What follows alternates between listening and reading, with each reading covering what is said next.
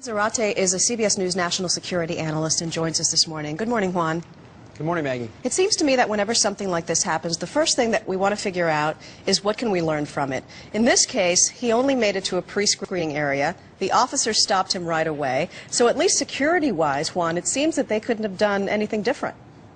Maggie, I think you're right. I think the Pentagon officers need to be commended because I think the security worked exactly as it should. And in fact, these officers have to deal with thousands of individuals moving into the Pentagon, visiting, working there every day. And the fact that they weren't complacent, they reacted quickly to somebody who was apparently well-dressed, actually is a good testament to security and to their awareness. And so that, I think, is very good. The question is, should we have seen trouble signs from this individual and perhaps prevented this in the future? Exactly, because we know that he did post some anti-military rants on the internet, that odd YouTube video. Do you think that the government is doing enough to identify these people preemptively?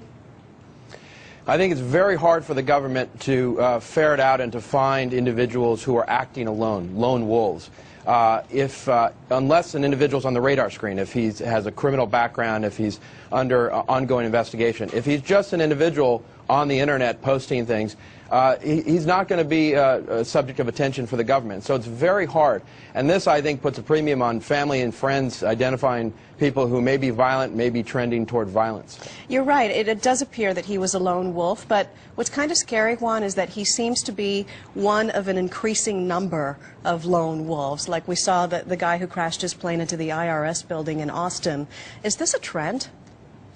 Maggie, it's a great question. I think it's too early to tell, both in terms of this case as to what his motivations were and whether or not this is a trend. But I do think you're right. It's very curious that this comes on the heels of the attack of the IRS building in Austin, after the Fort Hood attack.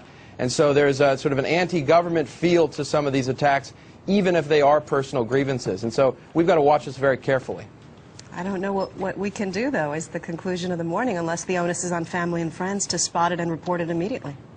I think that's absolutely right. There's a societal responsibility here. I don't think we can expect the FBI, government officials, to be able to ferret out each and every individual who may pose a threat to family and friends and to the government. All right, Juan Zarate. Thank you so much, Juan.